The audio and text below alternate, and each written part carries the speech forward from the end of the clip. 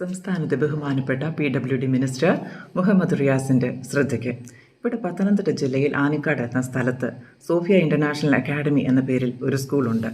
ഈ സ്കൂളിൽ എൻ്റെ മകൾ ഉൾപ്പെടെ നിരവധി കുട്ടികൾ പഠിക്കുന്നു. ഈ സ്കൂളുകളിലേക്കുള്ള റോഡുകൾ പലതും അതിശോചനീയമായ അവസ്ഥയിലാണ് നിലകൊള്ളുന്നത്. ഈ കഴിഞ്ഞ 5 വർഷമായി എൻ്റെ മകളുമായി സ്കൂളിലേക്ക് സ്ഥിരം യാത്ര ചെയ്യുന്ന എനിക്ക് ഇത് പൂർണ്ണമായി ബോധ്യം ഉള്ള കാര്യം തന്നെയാണ്. പൊട്ടിപ്പൊളിഞ്ഞ റോഡിൽ കൂടി സ്ഥിരം പോകേണ്ടി വരുന്ന വാഹനങ്ങളുടെ അവസ്ഥ, അതിലുപരി യാത്രക്കാരുടെ അവസ്ഥ, ഇതെല്ലാം കണക്കിലെടുത്ത് റോഡുകളിലെ കുണ്ടും കുഴിയും നികത്തി ജീവഭയം കൂടാതെ എല്ലാവർക്കും ഒരേപോലെ യാത്ര ചെയ്യാനുള്ള അവസ്ഥ ഉണ്ടാക്കി തരണമെന്ന് താഴ്മയായി അപേക്ഷിച്ചുകൊള്ളുന്നു. പ്രിയമുള്ളവരെ, നിങ്ങളോട് 1-2 വാക്കുകൾ.